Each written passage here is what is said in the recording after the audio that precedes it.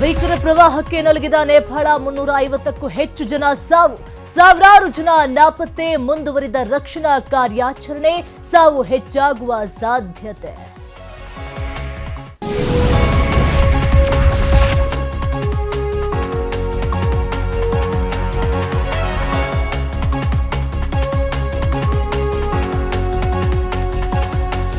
ಮಂಡ್ಯದ ಮತ್ತೋರ್ವ ಭಿಕ್ಷುಕಿ ಮನೆಯಲ್ಲಿ ಮೂಟೆ ಮೂಟೆ ಹಣ ಪತ್ತೆ, 10 ವರ್ಷದಿಂದ ಭಿಕ್ಷೆ ಬೇಡಿ ಚೀಲದಲ್ಲಿ ಇಟ್ಟಿದ್ದ ವೃದ್ಧೆ ಎಣಿಸಿ ಭಿಕ್ಷುಕಿ ಹೆಸರಲ್ಲೇ ಬ್ಯಾಂಕ್ಗೆ ಇಡಲು ನಿರ್ಧಾರ.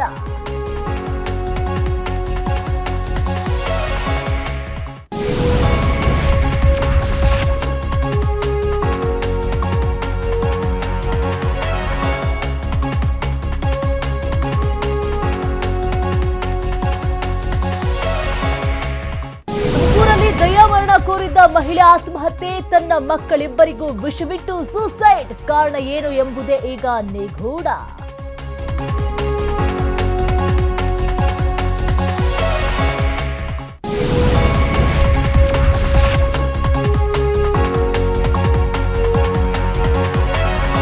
ಮಂಡ್ಯ ಜೈಲಿನ ಕರ್ಮಕಾಂಡ ಬಯಲು, ಕಾಸು ಕೊಟ್ಟರೆ ಮಾತ್ರ ಸಿಗುತ್ತೆ ಎಲ್ಲಾ ಸೌಲಭ್ಯ, ಕೈದಿಗಳ ಒಂದೊಂದು ಸವಲತ್ತಿಗೂ ಒಂದೊಂದು ರೇಟ್ ಫಿಕ್ಸ್.